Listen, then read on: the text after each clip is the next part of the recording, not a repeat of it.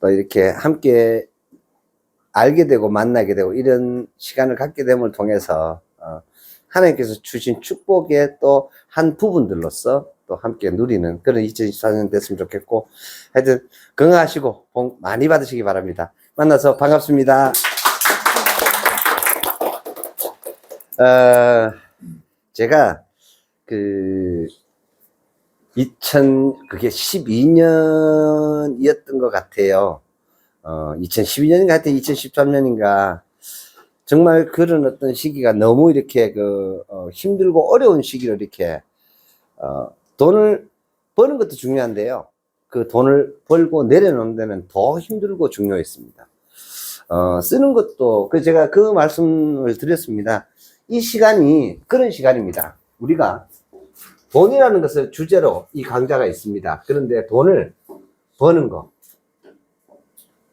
그리고 쓰는 것, 그리고 지키는 것.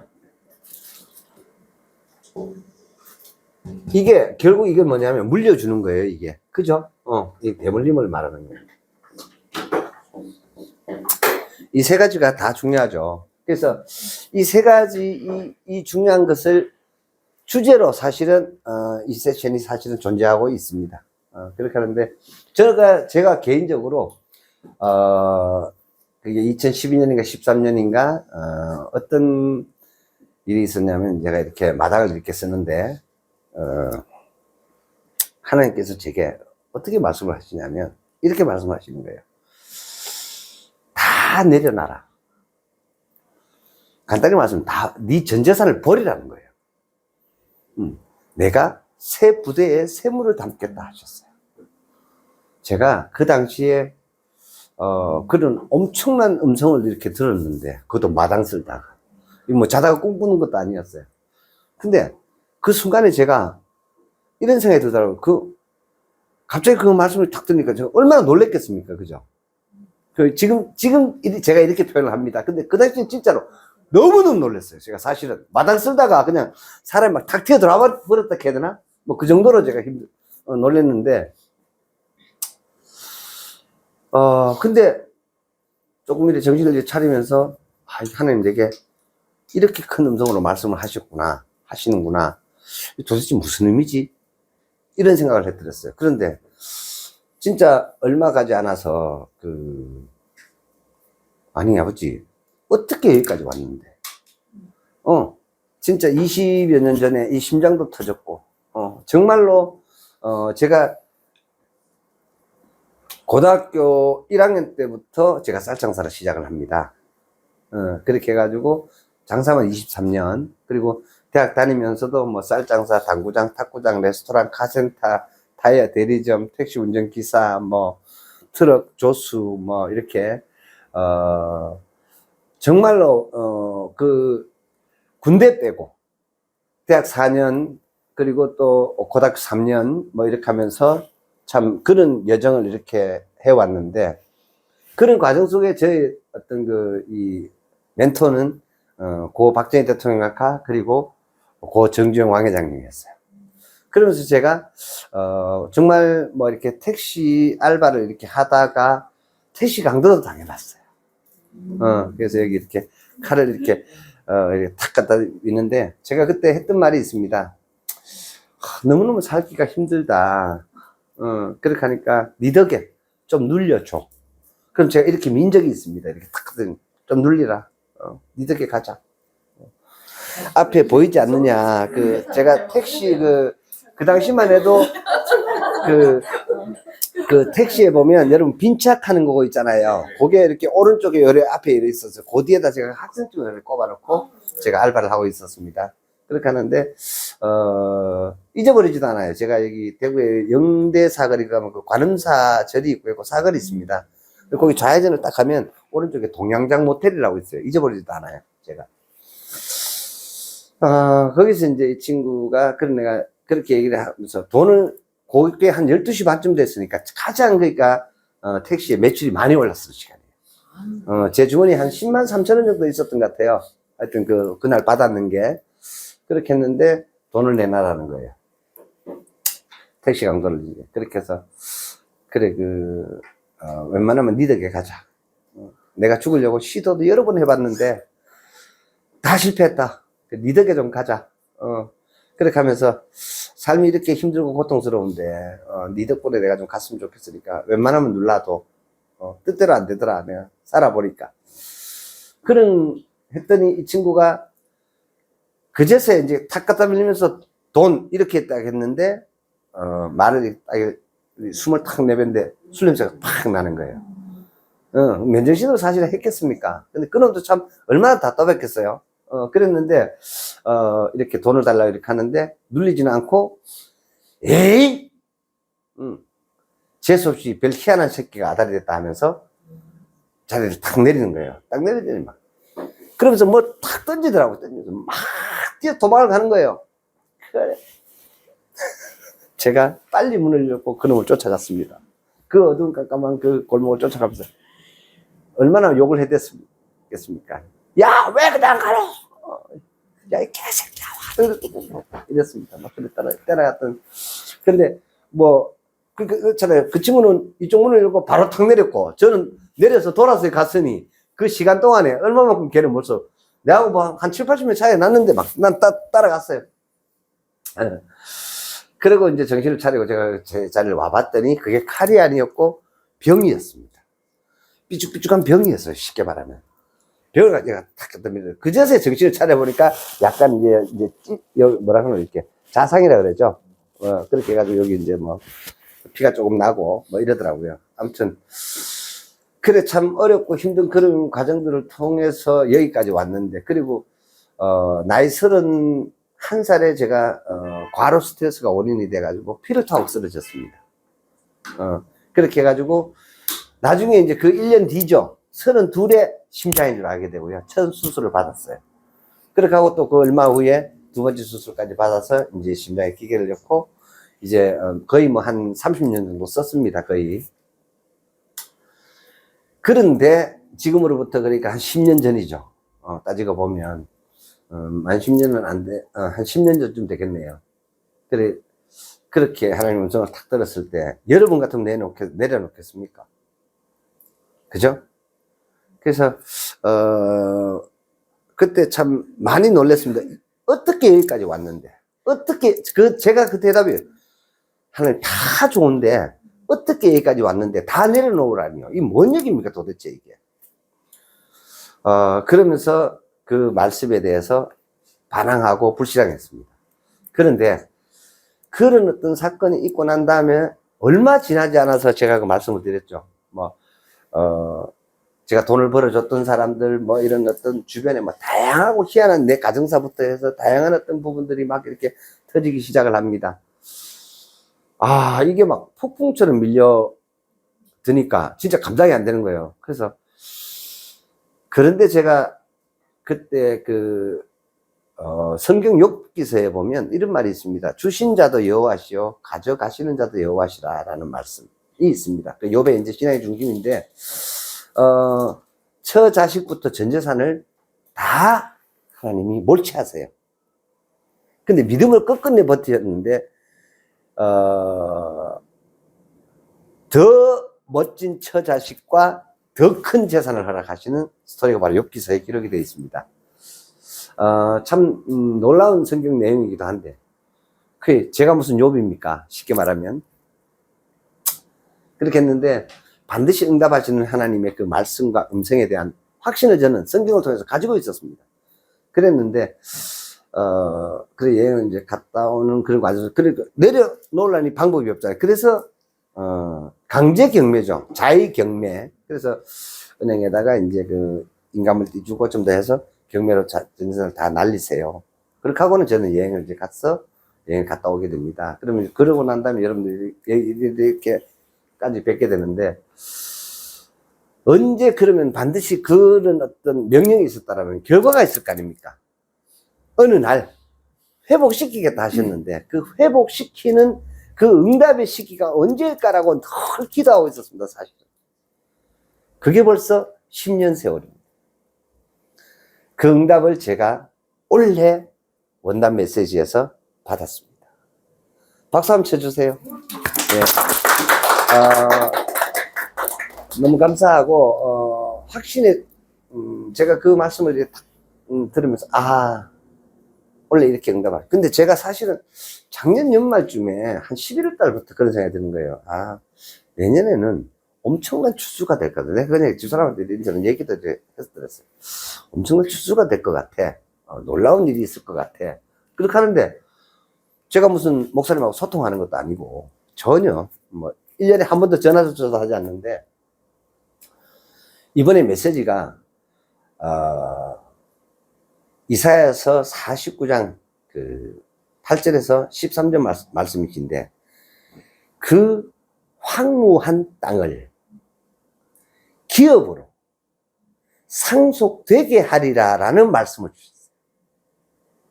제가 그 말씀을 딱 봤는데 너무 감사하고 은혜가 됐습니다. 그러니까 12월 31일 날, 지난 세션 29일이었잖아요. 그래서 12월 31일 날 10시 반부터 이제 송구영신 예배가, 그 다음 1년, 제가 이제 평생을 1년의 이제 원단 메시지라고 그래요. 주제 메시지. 그걸 가지고 1년을 살고, 주간 메시지 가지고 일주일을 생활하시고, 이렇게 하는데, 이번에 메시지가 뭐였냐면, 그 황무한 땅을 기업으로 상속 되게 하리라 였습니다. 이게 이사야서 49장 8절 말씀이에요. 근데 자, 한번 보세요. 하나님은 제가 어떤 일을 하는입니까? 그냥 세상적으로 말을 하면 기업 헌터입니다. M&A 전문가. 그죠? 투자 전문가예요. 근데 거기가 지금 어떤 시작입니까? 사실은 여러분들이 저한테 이런저런 많은 기업에 대한 얘기보다 미래에 대한 어떤 그런 얘기들, 미래에 돈이 흘러가는 이런 얘기들, 이런 부분들을 먼저 들으시고 아셔서 그렇지, 모르는 사람들의 입장에서 그 땅은요, 황무할까요, 안 할까요? 이해되십니까? 황무지입니다. 미개척지입니다. 제가 오늘도 이제 제가 여기 엘보가정 와가지고 병원을 가서 초음파 치료기, 초음파 충격을 줘가지고 치료하는 거 있잖아요. 그걸 이제 하고 왔는데, 그래서 이제 그 한의사한테도, 초음파 이제 뷰로 보는 초음파에 대한 얘기를 했는데, 법 통과된 건 알고 있더라고요. 그렇게 해가지고, 근데 아직은 이제 보급이 됐느냐 하고 내가 혹시 물어봤어요. 그랬더니 아직은 아니다라고 얘기하더라고요. 물론 시간이 걸릴 거라고 봐요. 그러나 저는 그 시대를 확신합니다. 2012년도에 울트라사이트라는 기업은 설립이 됐고요. 그리고 그 기업은 그러한 미래에 대한 것들을 생각을 하고서 그 기업을 설립을 하고, 그러니까 초음파 그 AI 솔루션에 대해서 유역대와 협업을 통해 가지고 그런 것들을 만들어 왔을 거예요. 그죠? 근데 그게 작년 7월에 FDA 승인까지 나오는까지 엄청난 기간을 거쳤어요. 그것은요, 명백하게 그 과정 속은요, 푸른 초장이 아니었습니다. 맞죠? 말 그대로 황무한 땅 아닙니까? 그죠? 맞잖아요. 제가 2013년도에 전기차를 투자했던 것도 마찬가지입니다. 그리고 불과 얼마 되지 않았지만 우리가 코로나 때, 여러분 그 전에 진단키트라는 얘기 들어보셨나요? 맞잖아요. 임신했는지 안 했는지 진단키트, 그 정도밖에는 모르시잖아. 솔직히 남자분들은 그 진단키트라고 생각지도 않을 거예요. 맞잖아요. 근데 진단기는 이제 우리 전 국민이 다 알고요, 이제 전 세계가 다 알아요. 이해되시죠? 진단기기라는 게 어떤 건지. 그리고 전기차도 이렇게 우리 생활 속으로 싹 들어왔습니다. 그리고 또 있습니다. 로봇에 대한 얘기도 한번 생각해 보십시오. 여러분들 지금 이제 흔히 잡수는 치킨, 지금 누가 그 치킨을 튀고 있나요? 이제 로봇팔이 치킨을 튀고 있는 그런 시대입니다. 왜? 인건이 엄청나게 올라가니까. 이해되시죠? 여러분, 그 모든 것들을 먼저 개발한 사람들은 어떤 사람들이었을까요? 바로 황무지에다가 나무를 심고 그것을 푸른 초장으로 만든 사람들이었습니다. 이해되십니까? 그 황무한 땅을, 이 말씀이 말이에요, 언제 기록이 됐겠냐라는 겁니다. 이 말씀이 수천 년 전에 기록했는데, 내가 수천 년 뒤에 태어날 천조회라는 놈이 비상장 기업에 투자를 하고 기업에 M&A를 하고 이런 투자를 할지 하나님 아셨을까요? 아셨습니다. 정답. 아, 혜정 씨 항상 똑똑해. 아, 역시 신랑의 버금 간다니까. 내가 우등생이야. 아셨어요. 아셨어요. 그리고 이 말씀을 기록을 해놨던 거예요. 그 황무한 땅을 여러분들이 지금 지난 수개월간 또 한 1년 가까이 이렇게 들으셨던 많은 기업들에 대한 얘기들이 결국 전부 제가 어떤 얘기를 했나요? 미래에 대한 얘기를 했습니다. 그런데 그건 이미 그만큼 가시화된 기업의 내용이에요. 그렇지 않습니까? 근데 이제 여러분들이 그런 것들을 쭉 들으시면서 이제는 여러분들 속에 무엇으로 자리 잡았냐? 확신으로 이제 자리 잡았습니다, 솔직히. 그렇지 않습니까? 확신으로 자리 잡았다고요. 전기차 시대에 대한 부분이라든가, 그 다음에 향후 바뀔 미래의 어떤 로봇 시대, 그죠? 원격 진료의 시대, 이런 어떤 부분들을 여러분 이미 확신이 들었어요. 그런데 말입니다. 보통 사람들은 어떨까요? 뭔 얘기를 해? 이게 보통 사람들 이렇게 생각 안 할까요? 이해되시죠? 이게 바로 뭐냐면요. 사고에서부터 내가 먼저 가고 있는 겁니다. 먼저 가는 겁니다. 이해되시죠? 제가 뭐라고 말씀드렸어요? 테마에서. 분명히 이렇게 말씀드렸어요. 잘하려고 애쓰지 마라. 과거에는 우리가 개도국, 개발도상국의 입장에서는요, 노하우가 굉장한 경쟁력이었다. 그리고 잘하려고 하는 것이 굉장한 경쟁력이었어요. 노하우의 시대. 근데요, 이제는 우리가 무슨 시대를 했습니까? 노후의 시대. 누구를 만나는 시대다라는 거예요. 이렇게 큰 틀에서 이 나라 이 민족의 역사적인 큰 어떤 그 프레임 자체가 바뀌었다고 보셔야 돼요. 근데 말입니다. 지금 아직도 거의 90%의 사람들은요, 노하우에 살고 있습니다. 그렇게 생각하지 않으세요, 여러분? 지금도 노하우에 많은 분들이 살고 있습니다. 그러면 미래에 대한 경쟁력은 없다라고 저는 확신을 합니다. 그래서 박경철이라는 그 시골의사의 2016년도 아주대 그 특강이라는 유튜브를 한번 기회가 되시면 한번 보십시오. 보시면 그런 얘기가 나옵니다. 9대1. 99%가 1%. 99%는 잉여인간이래요. 나머지 1%가 세상을 이끌어간다라고 얘기를 하고 있습니다. 근데 그 1% 안에도 또 그 90%가 있고 10% 9대1이다. 이걸 가지고 9대1의 법칙이라고 얘기를 하는 거거든요. 이 99는 어차피 쓰레기 잉여인간이에요. 쉽게 말하면은 그러니까 소비자, 네? 대상자라는 뜻이에요. 예를 들면 이런 거죠. 자, 우리 이제는 메일도 메일 시대도 이미 지나갔죠? 그래, 안 그래요? 메일 많아면 카톡으로 바로 보내면 되는데. 그렇지 않습니까? 여러분 한번 생각 한번 해보세요. 그런데 말입니다. 거기 보면 그 얘기가 나와요.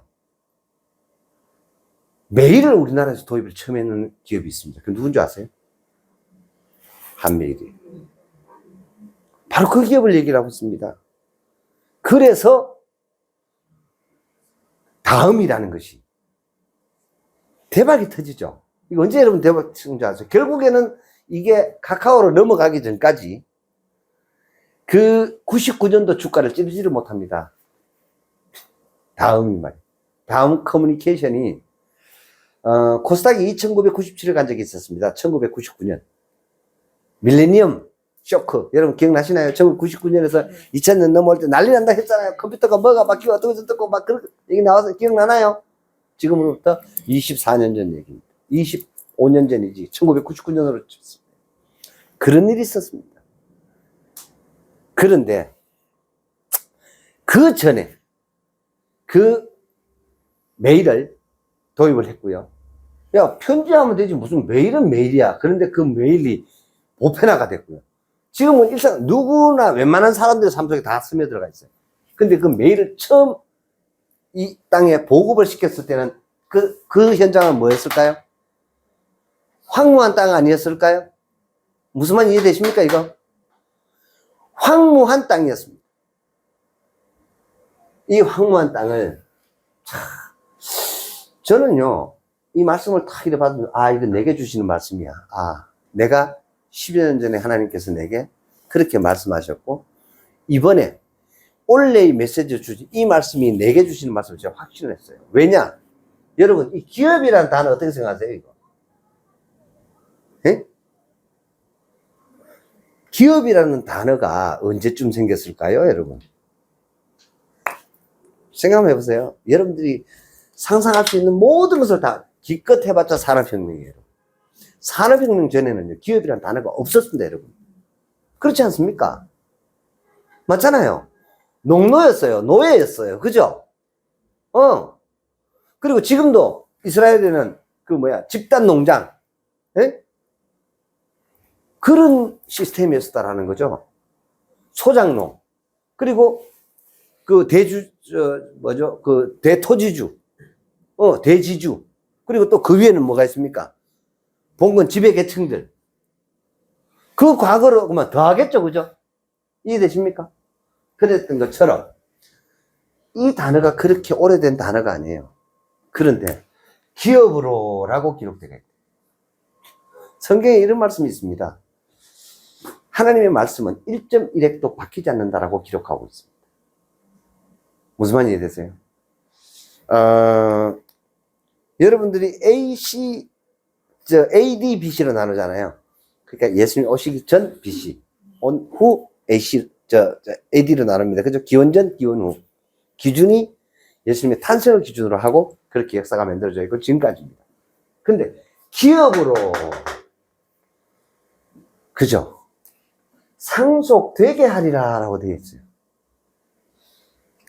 자, 상속은 누가 받습니까? 남이 받습니까? 자녀가 받습니까? 그렇지 않습니까? 그런 단어 아닌가요? 남이 받는 걸 뭐라고 그래요? 증여라 하잖아요. 증여라 하잖아요. 그렇지 않나요? 기부라 하잖아요. 그렇잖아요. 그러니까 이 단어가 이렇게 제가 이 말씀을 딱 이렇게 봤는데 마음이 담담했습니다. 어쩌면 과거에 어떤 그런 과정을 거치지 않았던 저였다라면 미쳤을 거예요. 광분해서. 근데 정말 담담하고 무겁게 감사할 수 있었고요. 제 마음속에는 어떤 생각이냐면, 하나님 아버지, 제가 교만치 않게 하옵소서 했습니다. 교만하지 않게. 제가 10여 년 전에 돌아봤을 때 결론이 있습니다. 이거 여행을 다니면서 제가 느꼈던 부분이 뭐냐면, 아, 내가 많이 교만했구나라고 저는 반성했습니다. 몰랐습니다. 그 안에 있을 때는. 정말 몰랐습니다. 그래서 엄청나게 돈이 많았을 때 그 어떤 그 교만함과 이게 방관이에요. 그렇게 막 세상으로 밀려가는 거예요. 내 위치가 있고 상황이 있고 이러다 보니까 내 의지와 전혀 상관없이, 나의 중심과 상관없이 그냥 일의 노예, 상황의 노예, 돈의 노예. 여러분들이 이런 부분들의 실존을 서울의 봄을 보시면 나옵니다. 서울의 봄 영화를 한번 보시면 거기 보면 우왕좌왕 하는 사람들, 그 각부 장관들부터 시작을 해서 거기에 똑같은 별인데 그러니까 별 2개가 많아요. 거기 모였던 별이 많아요. 그죠? 그 수백 개의 별들이 모여가 있었는데 그 중에 딱 2개의 별을 단 놈만 시대를 내다보고 있더라는 거. 여러분 어떻게 생각하세요? 저는 이 영화에 대해서 제가 평을 곧 유튜브에 올릴 예정입니다. 정말로 여러분 한번 보세요. 한 100만 정도까지는요 MZ세대 얘기가 별로 안 나왔었어요. 서울의 봄이. 근데 서울의 봄이 1000만까지 가는데 핵심적인 원동력은요 MZ세대들이 엄청나게 보기 시작을 했대요. 많은 사람들은 이것을요 민주당이 유리한 것으로 작용하라고 그렇게 생각해요. 저는 그렇게 생각하지 않습니다.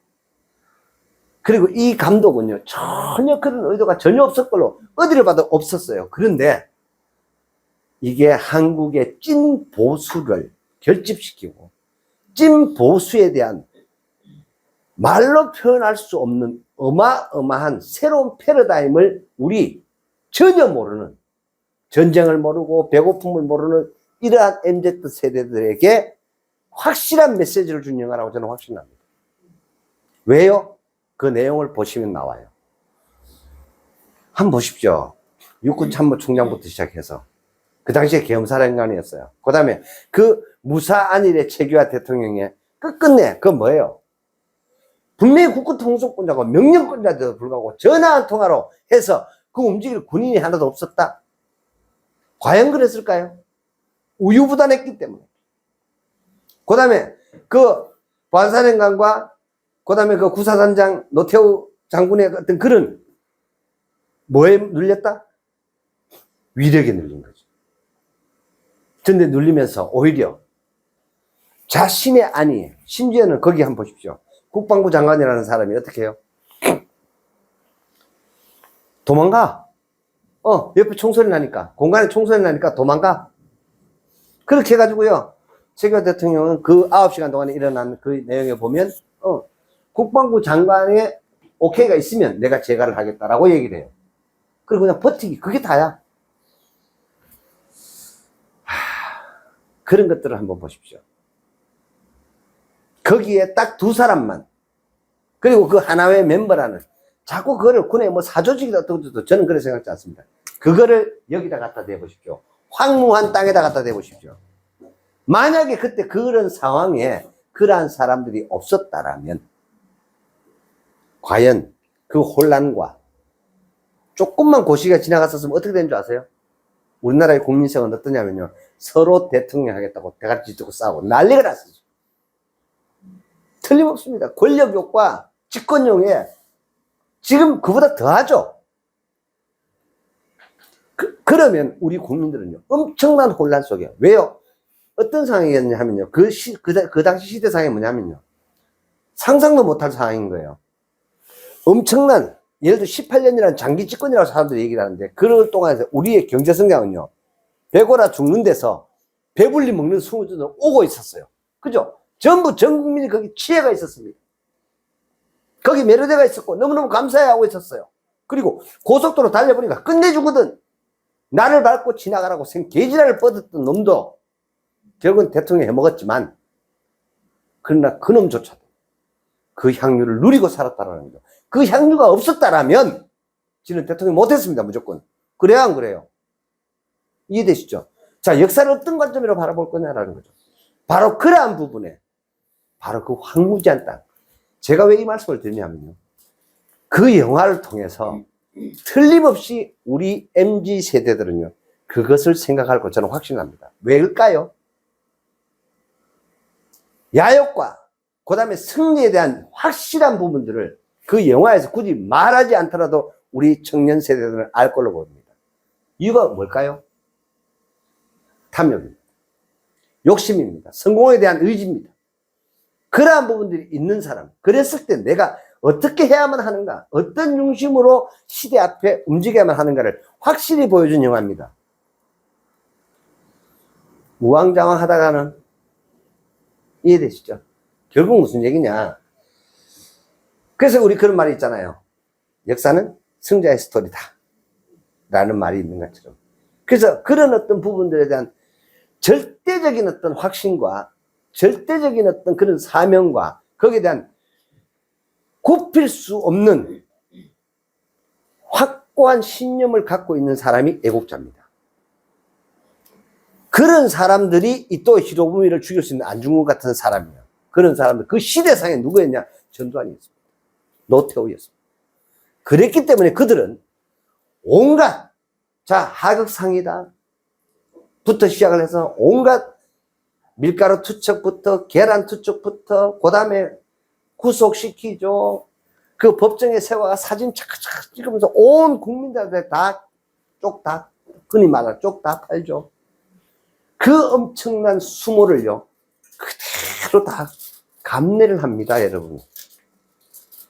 그것들을 MZ세대는 그 상황을 전혀 못 겪었는데, 그 뒷부분에 보면 그런 사진들이 나옵니다. 그 영화의 말이에요. 그 전체를 보고 그들이 판단할 부분이 뭔가라는 것을 저는 생각했습니다.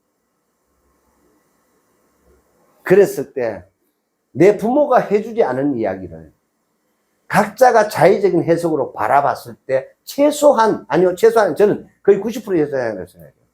남자 MZ세대 20, 30대든 여자 20, 30대든 그들이 마음속에 무엇을 생각할 것인가라는 것을 생각한다라는 겁니다. 과연 그 영화를 통해서 저는 이런 생각을 했습니다. 아, 다시는 이 나라 이 땅에 흩어지면 중리상리하고 민주화 운동 같은 이런 안 생길 거다. 집단의 길 이런 거 안 생길 거다. 아, 이게 너무나 허황되고 우왕좌왕하고 결국 팬덤몰이, 패당몰이였구나라는 걸 스스로 알게 됐을 거라고 저는 확신해요. 그 영화가 그런 걸 가지고, 거기 지금 패당들이 많이 나오죠. 우 모여 있는 것들. 우 모여 있는 것 나오잖아요. 우왕좌왕하고, 각부 장관부터 시작해서, 대통령 그부터 시작해서, 거기다가 또 있습니다. 그 중요한 얘기 나와요. 역사성에 대해서. 그때 당시에, 자, 보안을 책임지고 어떤 국가에 그런 문제가 생기면 책임질 수 있는 그 사람들이 다 어떻게 됐죠? 당사자로서 두 사람 다 죽어버려요. 안기부장. 저지른 자셨죠. 그 다음에 대통령 비서실장. 이해되시죠? 아주 핵심적인 멤버였어요. 다 죽어. 딱 한 사람만 나와. 그게 보안사를. 짬은 여러분 이렇게 짭니까? 근데 말이에요. 그때 그 모습을 보고 정확히 저 사람이다라고 짚었는 사람이 우리 역사에 있습니다. 누군지 아십니까, 여러분? 그게 바로 김우중 회장님이었어요. 그게 김우중 회장님입니다. 김우중 회장님이 그때 곧바로 저 사람이 대통령이야. 우리가 경제개발 5개년 계획 그것을 하면서 어떤 일이 있었냐면 대부분 다 현대그룹도 마찬가지고 삼성도 마찬가지고 박정희 대통령이 오다를 받은 그렇게 해서 각 섹터들을 다 맡았잖아. 그죠? 그 무슨 사범이죠? 그 대구 사범 나왔나? 박정희 대통령께서 선생이었잖아요. 처음에. 그죠? 근데 그 선생님을 하던 그 시절에 그 사범대학 거기 선배가 김우중 씨의 아버지예요. 무슨 말인지 되세요? 그렇게 해가지고 김우중 씨에게 박정희 대통령이 오다를 내립니다. 당신이 한국 경제의 한 섹터를 청와대로 불러서 그 아들을 격려하면서 믿고, 그래서 대우를 무려 전 세계 18위 기업까지 만듭니다. 아직 삼성전자 게임도 안 됩니다. 대우그룹이 그만큼 갔었어요. 그래서 대우의 김우중 회장의 슬로건이 뭔지 아세요, 여러분? 그 당시에? 오케이. 세계 경영이었습니다, 여러분. 지금 우리나라에 전 기업 총수가 단 한 명도 아직까지 세계 경영을 외친 사람이 단 한 명도 없습니다. 여러분 생각해 보세요. 전 세계 재계 기업 순위 18위쯤 가면 세계 경영 외칠 수 있겠죠? 이해되십니까, 여러분? 그만큼 대우는 어마어마했습니다. 그래서 그 12.12 사태가 딱 터졌을 때 바로 전략기획실, 그 당시만 해도 뭐 삼성, 현대, 대우 할 것 다 전략기획실이 있었어요.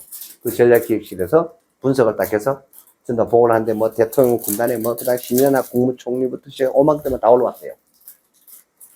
그런데 김우중에 그 리포트를 전부 다 탁 보지만은 참 너희들 참 볼 줄 모른다. 야, 그 텔레비 방송에 보면 대가리 허에 까지고 까진 놈 하나 있지, 늑딱한 놈. 그 눈빛 한번 봐라. 그 사람이 대통령이다. 저 사람 밑에 줄 세워야 됐대요. 바로 그래서 그 전두환과 제가 된 그 하나회 멤버들이 있죠. 5명을 대우그룹 요직에다가 임명을 합니다. 이게 전략 전술이에요. 대단한, 이게 노하우입니까? 노후입니까? 이해되세요, 여러분? 그래서 대우그룹이 그 12.12 사태가 터지고 그렇게 힘들고 어려운 그런 상황에서 흔들리지 않고 세계 경영을 외치면서 나갈 수 있었던 이유는 그 오늘의 그 판단력입니다. 저 사람이다. 저 사람이 다음 대통령이다. 대단하지 않습니까, 여러분? 판단력. 굉장했다라는 거죠. 이거는요, 사실은 제 얘기가 아닙니다. 이미 유명한 일화입니다, 이 내용. 이 한국에 알려져 있는 유명한 일화입니다. 그래서 제가 원래 말씀을 이렇게 딱 이렇게 봤는데, 이 말씀을 딱 주시는 거예요. 그래서 제가 너무너무 감사했습니다. 그래서 제가 오늘 첫 세션에 여러분들과 함께 하나님이 허락하신, 제게 약속하셨던 그 황무한 땅, 거기를 개간케 하셨어요. 어떻게 보면 저 평생이에요.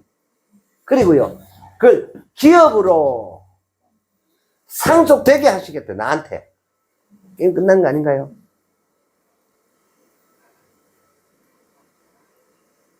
약속의 성취가 일어날 2024년. 여러분과 함께 승리하는 그런 2024년이 될 겁니다. 정말로 여러분들하고 원래 그러한 것을 보고 또 그러한 것들의 주인공이 되는 그런 분. 우리가 이미 전조는 조금 있었습니다만은 2024년에는 이 말씀을 제가 딱 받으면서 기뻤습니다. 진짜 기뻤습니다. 진짜 기뻤고, 말로 다 표현할 수 없을 만큼의, 그렇게 한데, 정말, 그 약속하신 그때가 언제입니까? 근데, 여러분, 이래요. 분명히, 다 버려라, 다 내려라. 내가 새 부대에 새물을 담겠다. 근데 그건 내 아들이 새 부대일 수도 있잖아. 그렇지 않아요, 여러분? 내 아들 닦겠다는 얘기는 안 하셨어. 내가 있잖아요. 그 말씀을 딱 듣긴 들었는데, 내가 그 수천, 수백만 번을 내가 대세를 갔어요. 무슨 말인지 이해되시죠? 맞죠? 이게 이 불신앙의 체질이라 가지고, 내가 내한테 닦겠다라는 말씀이 없었다니까? 그냥 내가 새 부대에 새물을 담겠다 하셨는데, 이게 그 새 부대가 내 새 부대인지, 아들의 새 부대인지, 아니면 그 아들의 새 부대인지, 내가 알 게 뭐야? 여러분, 어떻겠습니까? 그러다 보면 저는 그 말씀을 기다렸을까요? 안 기다렸을까요? 기다렸겠죠. 왜? 내가 들었으니까. 내 아들이 들은 게 아니거든. 근데 성경을 보면요, 이게요, 이 말씀의 성취가 100년도 가고 200년도 가고 300년도 가고 이래요. 왜? 천년 하루가 쓰시기 때문에. 이런 부분들이 성경에는 많이 기록이 되어 있습니다. 반드시 성취될 하나님의 언약의 말씀. 그래서 언약의 말씀이라고 얘기를 하거든요.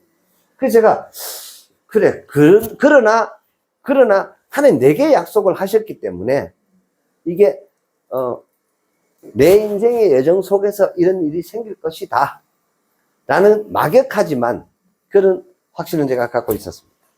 그렇게 하면서 작년에 어떤 그 투자를 하더라도 어떤 만남의 계기라는 그 부분에서의 노하우에 대한 3인자 분석을 해봤습니다. 제가 영적, 경제적인 이런 부분들 이해되시죠?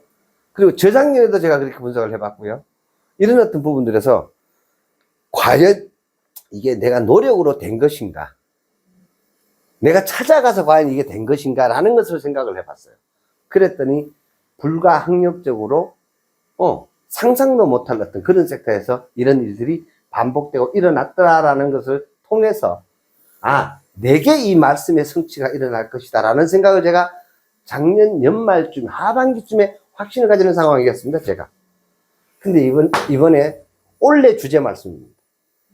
올해 제가 상속되게 하는 하나님의 엄청난 계획 가운데 그 상속자로서 제가 원래 그 주인공이 될 것으로 저는 확신합니다. 그리고 여러분들과 함께 그 주인공이 될 것으로 확신합니다. 그리고 또 이런 어떤 부분들을 통해서 그렇다면 이런 부분들에서 여기 이제 이 말씀을 탁 받으면서 내가 앞서서 투자해놨던 모든 것들이 맞다, 안 맞다? 맞다라는 결론이 나오는 거예요. 이게 맞다라는 결론이 나오는 거예요. 무슨 말인지 아시겠어요? 이게 정확했구나. 그리고 이게 내가 판단한 게 아니라 이게 하나님이 이렇게 나를 인도에 오셨구나라는 것에 대한 제가 확신을 가질 수가 있었습니다. 제가 그래서 굉장히 말씀을 탁 받고 띵한 거예요. 무슨 말인지 아시겠죠? 그렇게 하고 받는 그 순간에는 교만치 않게 해달라고 기도했었는데 그 교만에는 많은 것들이 들어가 있습니다. 잠언에 보면 이런 말이 있습니다. 교만은 말이에요, 패망의 지름길이라는 말이 있어요. 근데 이 말은요, 우리가 그냥 일반적인 경험에서도 그래야 안 그래요. 교만은요, 모든 우리 인간사에서 교만은 패망해지는 거예요. 근데 여러분, 내게 어떤 상황과 어떤 그런 내 필요 이상의, 그리고 또 여러분의 지식과 인식과 모든 그 부분 이상의 어떤 부분이 주어졌을 때 여러분 교만하지 않을 자신이 있으신 분요, 손 들어보세요. 아무도 없어요. 정말입니다. 정말입니다. 아무도 경험해봤습니다, 제가 그걸. 그래서 그러한 어떤 부분들도 교만하지 않을 수 있도록 내가 은혜 받아야 되는구나 라는 생각을 했고, 이번에 말씀을 받으면서 제가 그 부분에 대해서 확신을 가지고 기도하게 되었습니다. 사실은 기뻐 날뛰는 게 아니라, 그러니까 이게 눈티를 맞아봤기 때문에 쉽게 말하면 그렇게 하고 그런 어떤 부분들을 이렇게 하다 보니까, 그래서 이번 이 말씀을 받으면서 정말로 우리가 가야 될 길은요, 이 황무한 땅입니다. 남들이 가지 않는 길입니다. 보지 않는 곳입니다. 알지 못하는 곳입니다. 그런데 그 시대가 반드시 온다 안 온다? 오는 곳입니다. 그래서 제가 그 말씀 드렸잖아요. 원래의 주제 테마도 제가 이 세션의 주제 테마도 앞으로도 마찬가지고 내년도 마찬가지고 앞으로 10년 뒤에도 똑같을 겁니다. 항상 이겁니다. 이게 시대 흐름의 방향입니다.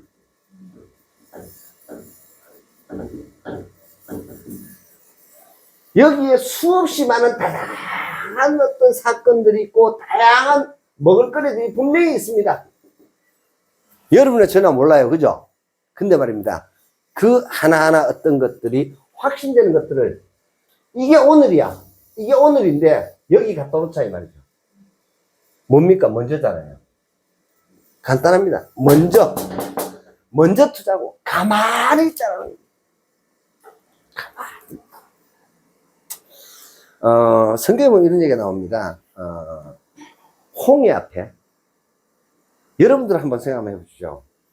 이스라엘 백성이 애굽을 탈출을 했습니다. 탈출을 해서 모세의 손에 이끌려서 홍해 앞을 딱 갔는데 말입니다. 바다가 길을 가로막고 있는 거예요. 여러분 어떻겠습니까?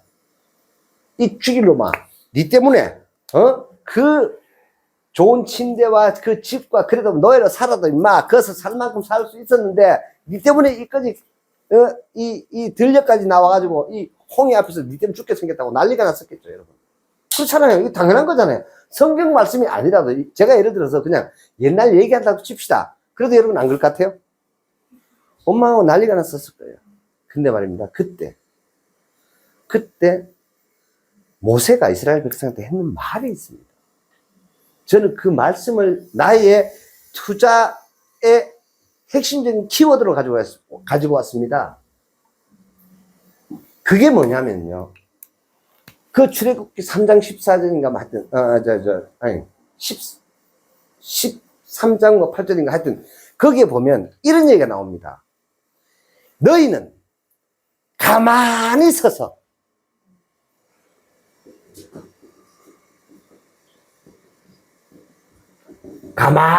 라는 말이 납니다. 아무것도 할 일이 없어. 가만히 서서 오늘날 너희를 향한 하나님의 계획을 바라보라, 이렇게 얘기를 합니다. 기가 막히네. 뭔 귀신씨 나랄까 무슨 소리래. 여러분 그렇게 생각하지 않습니까? 지금 뒤에는 나중에로 따라오고요. 말발굽 소리가 들어가면 막 안겨. 여러분 그 홍해라는 그 영화 보셨을 거예요. 모세라는 영화에 보시면 막 말발굽을 일으키면서 막 먼지를 일으키면서 날 잡아 죽이려고 저기 막 다가와. 그렇게 하는데 여러분 홍해 앞에 딱 섰을 때 여러분 가만히 있을 수 있겠어요? 없었겠어요? 맞잖아요. 어디로든 도망가야 되고요. 어디로 도망가고 우왕좌왕 난리 났었을 거 아니에요. 그런데 모세가 이스라엘 백성에게 이렇게 말합니다. 가만히 서서. 제가 그래서 몇 달 전에 여러분들한테 투자의 최고의 덕목이 뭐라고 제가 말씀드렸는지 기억나시나요? 투자의 최고의 덕목은요, 여러분 투자 금액도 아니고요, 기업도 아니고요, 인내. 오케이. 이거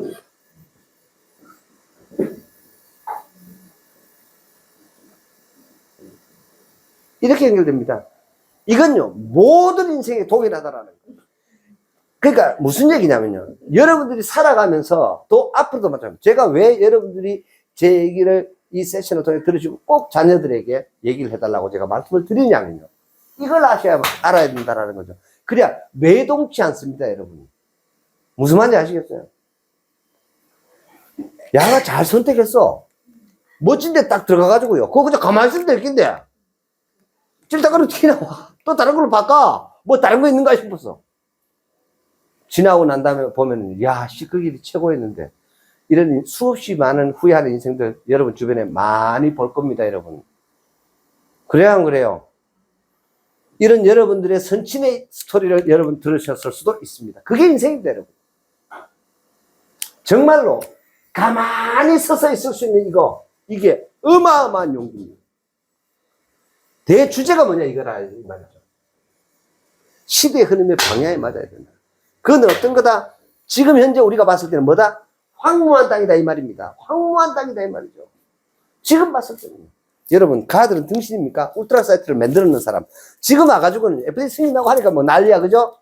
근데 여러분 한번 생각해 보십시오. 그 만들어놓은 개척자의 입장에서 한번 생각해 보십시오. 그 당시 그들은요 황무지였습니다. 황무지였어요.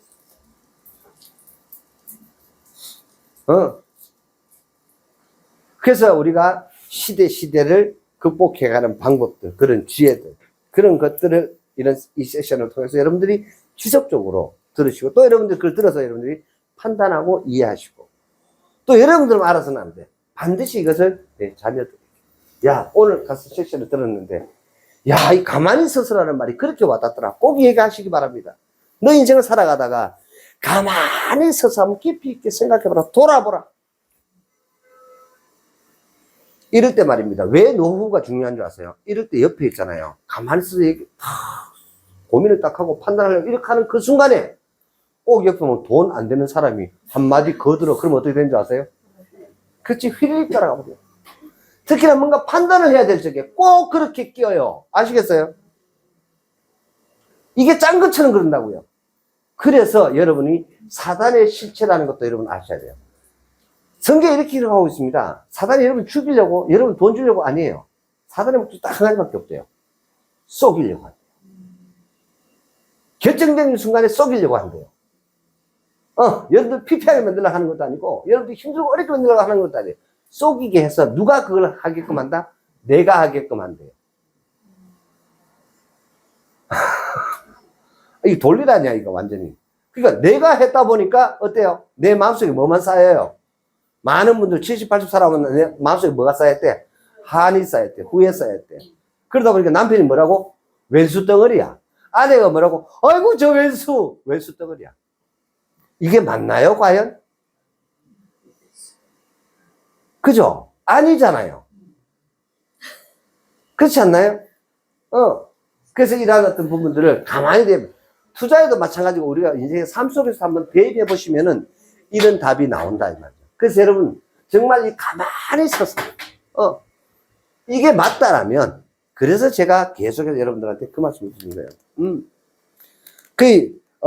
이제 막 그런 뉴스들이 나와요. 이번 주 뉴스 중에서 이런 게 나왔었습니다. 이차전지가 반토막이 났다. 근데 리포터가 이제 나와요. 더 떨어질 가능성이 훨씬 높다라고. 여러분, 이번 주 뉴스에 제가 보내드린 것도 이런 것도 있었습니다. 자, 테슬라는요, 전기차 회사를 이미 전 세계가 다 알아. 근데요, 여러분, 바이두가 전기차 회사가. 그죠? 근데요, 그 회사가 제일 많이 팔았대요. 배터리 제조 회사가. 그 무슨 얘기냐. 제가 그래서 내년 올해입니다. 제가 작년에 말씀드렸어요. 향후에 이 자동차, 움직이는 운송수단과 다양한 어떤 이런 메커니즘 시장에 판도가 완전히 바뀌다고 제가 봤어요. 그래서 2차전지 소재주 팔아야만 한다. 두고 봐라, 어떻게 되는 거. 옛날처럼 그렇지 않다라는 거예요. 그러나 파이는 커집니다, 여러분. 차가 아니라 UAM, 도심항공, 드론이에요. 사람을 실어나르는 드론. 아니, 오늘도 있잖아요. 제가 저쪽에 가다 보니까 그 전에 그 없었는데 또 하나 생겼어요. 뭐냐면요. 후방 측정하는 카메라를 세워놔도만요. 사거리에다가. 왠 줄 아세요, 여러분? 워낙 배달하는 그 오토바이들이 신호위반을 막 지나가는 주로 지나가는 곳이니까 거기다가 단속하겠다고 후방을 찍는 카메라가 저 수성교 건너기 바로 직게 보면 큰 사거리 하나 있습니다. 거기에 그게 설치가 됐어요. 계속 규제가 되는 거죠. 그 다음에 또 며칠 전에 집에를 딱 들어갔는데요. 주차해본 딱지가 2장이나 날아왔어요. 누가 가요? 우리가 아니에요. 우리 딸내미. 중간놈. 3만원짜리 빠방 2개나. 근데 똑같은 곳이야. 그 말은요, 거기가, 얘가, 어찌됐든 그 주로 가는 곳일 거고. 그리고 더 얘기할 거 없습니다. 제가 있잖아요. 부산을 한참 다닐 적에요. 삼낭진 가다가 보면은요, 있어요. 제가 왜 그 얘기했잖아요. 속도 위반 뭐 이렇게 하는데. 똑같은 곳에서요. 같은 곳이 보내오는가 싶어서, 이제 김 실장 그 당시 예비서가, 그러는데, 사장님, 이거 똑같은 곳에서 7번 찍혔어요. 이러는 거야. 그래서 제가 봤습니다. 그제서야 내가 그 보고를 딱 되길래, 야, 그 어딘데? 위치가 어딘데? 그렇게 하니까 그 카메라 보면 사진 나오는데, 그거 뭐 키로수가 이렇게 적혀 있어요. 그럼 예를 들어서, 뭐 어디 출발해가지고 대구에서 만약에 부산까지 가는데 거기 몇 킬로 지점이라고 딱 나와요, 여기. 그게 그대로 나옵니다. 제가 그래가지고 가가지고 봤더니 뭐가 있느냐. 이렇게 가드레일 있잖아요. 중앙선 가드레일. 그 뒤쪽에 몰래 카메라를 탁 세워요. 10몇 번, 그러니까 그게 시키면 7만원씩이 있잖아요. 100만원 넘게 내고, 그제서야, 그게 숨어 있는 거야 하는 걸 알았거든요. 또 하나 있습니다, 제가. 2004년부터 제가 광주를요, 엄청나게 다녔거든요. 광주를요, 같은 곳에서 23장이 끊겼어요. 같은 곳에서. 그런데, 도저히 앞만 차도 한 10몇 번 끊겼을 때 알았어요. 근데 아무리 찾아봐도 카메라를 찾을 수가 없는 거예요. 그런데 말입니다. 제가 거기를 탁 지나가는데, 늘 있잖아요. 베스타 차가 한 대서. 여러분 베스타라는 승합차 아시죠? 그게 있잖아요. 그 당시에 별로 돌아다니는 차가 아니었어요. 네. 그 베스타 차 안에 있는 거예요. 얼마나 숨겨져서 저거라고 하냐. 바로 거기가 전라남도 고속도로 순찰 때 페트롤카 사무실이 IC 딱 지나자마자 한 2km, 3km 오른쪽에 있고요. 그거 가기 한 1km 전쯤에 이렇게 나들목이다 보니까 안전지대라고 이렇게 중권 있잖아요. 거기 베스타라는 차가 한 대 서 있었어요. 늘. 전혀 그 생각을 안 했어요. 근데, 또 끊겨가 온 거야. 제가. 여기 가서, 근데 내가, 야, 요번에 또 그냥 지나가서 또 끊겼을 거야. 며칠 뒤에 올 거야. 그렇게 했는데, 야, 그거 가니까 내가 아무것도 없었어. 내가 얼마나 반 줄 알아? 하고 이랬단 말이에요. 근데 또 거기서 또 끊겨 온 거예요. 그래서 제가 어느 날은 한 1시간 좀 광주 일찍 내려갔습니다. 내려가서 내가 그 차 세웠습니다. 그게. 그거 세워놓고 도대체 이 길 건너 이쪽 제가 다 봤습니다. 그랬더니 세상에 베스타 세우는 차 그 안에 산발이 카메라가 딱.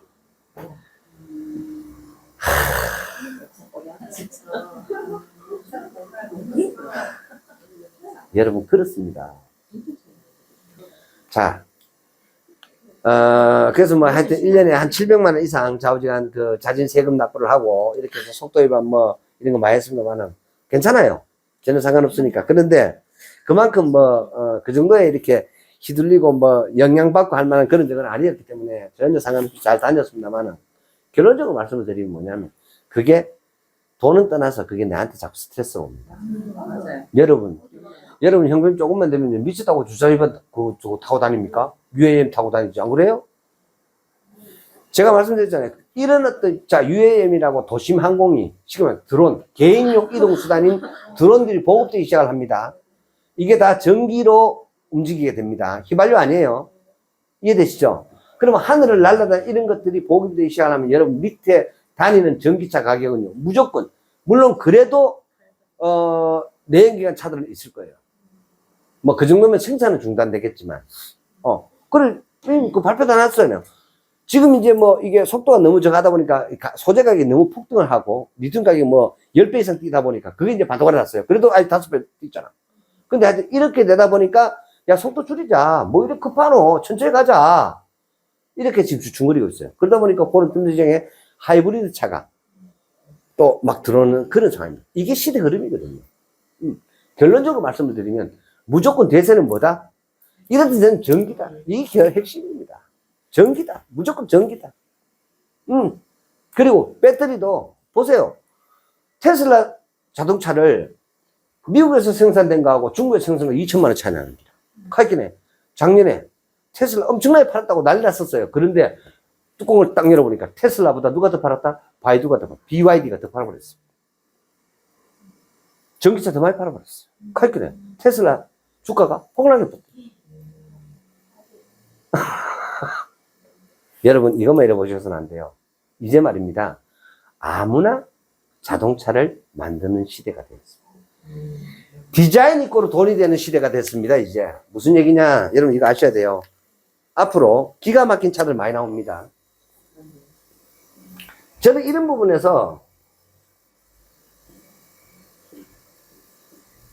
참 미국은요 이런 부분에서 엄청나게 선제적으로 가고 있다는 걸 제가 이번에도 정말 느낍니다. 무슨 얘기냐면요 이런 게 있습니다.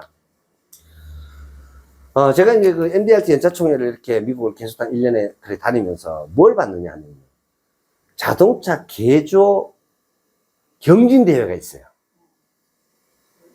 네. 그러다 보니까, 예를 들어서 뭐 1850년에 롤스로이스에서 또는 포드에서 만든 그런 차들을 껍데기는 그거야.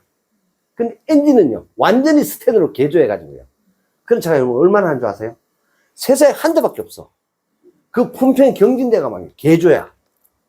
너무 보편화 일반화되어 있어요. 그렇게 하면서, 디자인이 막 끝내줘요. 이런 것들이 거기에 선정된 최고의 차들이 여러분 어디 나왔게요? 007 영화, 배트맨 영화에 기괴한 차들 나왔죠, 여러분. 그게 전부 다 그런 데서 경진대에 나왔던 거예요. 가격이, 그게 영화에도 막 나옵니다. 멋지게 만들어요, 여러분. 상상을 초월할 만큼 멋지게. 저는 그거요. 그런 경진대 하는 걸 여러 번 봤습니다. 그게 주마다 다니면서 이렇게 해요. 그렇게 하는데 제가 마침 갔던 그 호텔이, 매년 그 시즌 되면은 그 사람들이 온대. 전국에서 다 와요. 그 막 주차장 엄청 넓은데 거기 막 차들 있잖아요. 엄청 되나요? 서로 이제 그 자랑하는 거예요. 그 최고 우승 상금이 어마어마하더라고요. 그 나중에 알아보니까 그게 배트맨에 들어왔더라고요. 배트맨 영화에 보니까, 그 차가 내가 받는 차가 보이는 거예요. 그래서, 디자인이 장대. 거기에서 누가 제일 앞서 있다? 미국입니다. 이게 이미 법과 제도로. 그래서 앞으로 자동차가 말입니다. 전기차는 뭐냐? 쉽게 배터리만 있으면 되고요. 그리고 구동 모터라고 있습니다. 구동 모터는요, 그냥 간단해요. 우리 여러분, 모터 아시죠? 모터는 다양한 데 많이 쓰이잖아요. 그러니까 그 모터가 돌아야 안 돌아요? 돌죠? 예전에는 뭐 차동기 아래 후륜 어떻고 전륜 어떻고 이렇게 해가지고 미션이라는 게 있었어요. 이제 미션이 아니에요. 그냥 기어만 있으면 돼. 이 구동력을 가지고 앞뒤로 보내가지고요. 여기는 이거 떨어지고 이해되시죠? 모터가 돌리니까 발통을. 모터가 예를 들어 속도를 그러니까 전기가 많이 들어가면 속도가 빠르고, 전기가 적게 들어가면 속도 느리겠죠? 그 다음에 제동작지 달고, 그럼 여러분, 엔진이 없는 거야. 그럼 뭐예요? 껍데기 싸움 아닐까요? 그 다음 그 편리성 싸움 아닐까요? 이해되시죠? 아무나 자동차를 제조하는 시대가 옵니다, 이제. 그래서 제가 말씀드리잖아요. 전기차보다 무조건 이 전기차가 일반 차보다 가격이 싸진다. 곧. 제 그 말씀. 이건 100%예요.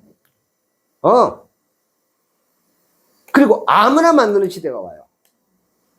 전기차를 아무나 만들어요. 근데 여러분 똑같은 차인데 말이에요. 전기차 배터리 소재에 대한 어떤 그런 부분이 이제 일상적으로 보편화됐다고 칩시다. 그럴 때 여러분 이쁜 차 사고 싶어요? 아니면은 그냥 기존에 정통적인 그런 모델의 차 사고 싶어요? 그렇잖아요. 이해되시죠? 이쁜 차를 사고 싶어요? 보다 또 있습니다. 이쁜 차보다 더 판단의 기준이 되는 문제, 안전한 차 사고 싶어요. 자, 이쁜 거하고 안전한 거 두 개 다 추가하려면 돼야 안 돼요? 안 돼요, 여러분. 하나는 포기하셔야 돼요. 그래서 이런 부분에 가장 가까이 갈 수 있는 그런 차량들의 전쟁이 벌어질 겁니다. 이제 앞으로는 그런 시대를 살게 됩니다. 그래서 이 전기차 시장 판도가 완전히 바뀝니다. 그게 뭐다? 지금으로 봤을 때는요, 그게 황무한 땅이 되는 겁니다. 이해되세요? 그 얘기를 지금 하고자 하는 겁니다. 근데 불과 몇 년 뒤에 올 거다. 그래서 그걸 기업으로 내가 너한테 상속되게 하겠다. 내가 네게 끊임없이 그러한 지혜를, 그러한 시장을, 그러한 기회를, 그러한 정보를, 그러한 사람을 내가 네게 허락하겠다. 이런 얘기입니다. 그리고 또 결론, 이미 니한테 줬다. 네 투자한 그 기업들이 다, 그런 기업들이 다 이 말입니다. 이게 지금. 그 말입니다. 이게. 여러분 막 찌릿찌릿하지 않나요? 기가 막히지 않나요?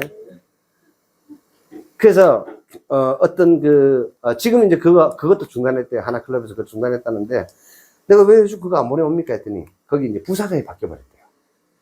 하나금융투자그룹에서 부사장이 바뀌면서, 정말 그 표현 나는 맞다고 생각해요. 저기도 지금 제가 파일이 들어있는데, 치지 않는 게임. 여러분, 비상장 기업 투자는요, 여러분, 시대 흐름과 맞는, 시대 흐름의 방향과 맞는 비상장 기업 투자는요, 치지 않는 게임입니다, 여러분. 어떻게 치지 않을까요? 왜 이걸 치지 않는 게임이라고 얘기를 할 수 있을까요? 간단합니다. 한 종목만 투자하지 않기 때문입니다. 여러 마리를 두기 때문입니다. 많은 사람들이 있잖아요. 그렇게 하잖아요. 지금도 이 땅에 많은 젊은이들, 많은 사람들이, 3억짜리 집 살려고 애쓰죠. 3천만 원짜리 기업 10개 발굴해가지고, 그 3천만 원 투자하려고 얘기하잖아요. 그럼 걔는 부자 될 일은 없다. 그래서 제가 작년에도 그 말씀 드렸어요. 자녀들에게. 적금하라고 시키지 말고, 그게 종이 쪼가리가 되더라도 300만 원을 투자하는 그런 기업에 투자해요. 시대 흐름과 방향이 맞는 그 기업에 300만 원, 매년 300만 원씩 투자하게 해라. 그 300이 30억이 되는 날이 오는 날이면 끝난다는. 여러분, 내가 그걸 잊어버려도 됩니다. 죄송하게도. 아시겠어요? 왠 줄 알아요? 주주 명부는요, 금융감독원에 다 보고될 때 있어요. 여러분 주소를 어디로 옮겨가더라도요, 내가 주식 투자를 했고, 그게 내가 상장을 했어, 그 기업이. 나 상장을 잊어버렸어. 이해되세요? 근데요, 배당이 있고 정기주총이 있고 하면 여러분들 주소로 뭐가 날아간다? 주총 안내문이 날아가도록 돼 있어요, 법적으로. 여러분 듣기로. 그렇게 하기 때문에 잊어버리셔도 된다고. 잊어버리면 더 좋아. 잊어버리면 더 좋아요. 무조건 날아가게 돼 있어요. 근데 그 기업이 한 10년 지났는데 안 날아와. 그건 없었다고 생각하시면 되고. 아니요, 괜찮아요. 근데 10개쯤 했는데 그 중에 3개쯤만 왔다. 그러면요, 아버지 엄마의 100배쯤 부자가 되가 있을 겁니다, 걔가. 그럼 지는 게임이에요? 지지 않는 게임이에요?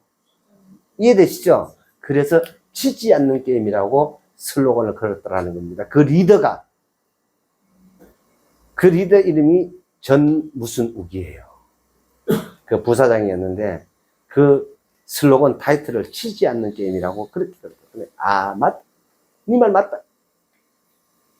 이게 젊음이구나. 내보다 네가 더 낫다. 맞다. 이거 치지 않는 게임 맞다. 그래서 제가 그 치지 않는 게임이라는 그 표현이 어떤 표현보다 좋았어요. 지금 그걸 거기서 안 만들어요. 이제 내가 가져올까 싶습니다. 왜? 뭐 누가 쓰든 맞는 얘기고, 그게 바로 뭐냐면요, 발행시장에 내가 들어가는 것은요, 유통시장과 비교가 안 될 만큼의 확률과 안정성과 그리고 확장성, 성장성을 가진 치지 않는 게임입니다. 근데 그거를 우리가 실패를 하는 이유는 중단하기 때문입니다. 중간에 포기하기 때문입니다. 아시겠습니까? 그래서 여러분들이 그러한 부분들을 염두에 두시고, 이번 주 항상 메시지 통해서, 이게 올 한 해의 메시지, 여러분들도 저와 함께 이런 부분들을 내가 상속자 되는 거야? 맞습니다. 12년 전에 그 말씀을 들을 때는 여러분들 저와 함께 하지 않았었습니다. 그러나 지금 이 시점이 중요한 거예요. 그때 똥된 세월이에요. 여러분 과거로 돌아가시겠습니까? 저는 안 돌아갑니다. 오늘이 중요하고 내일이 중요합니다. 우리는 그렇게 이 세션이 귀한 사람들입니다. 그래서 여러분들하고 함께 2024년 정말 기대와 또 어떤 그런 부분 주인공으로서 그 2024년이 되었으면 합니다. 잠시 쉬었다 하겠습니다. 네, 수고하셨습니다.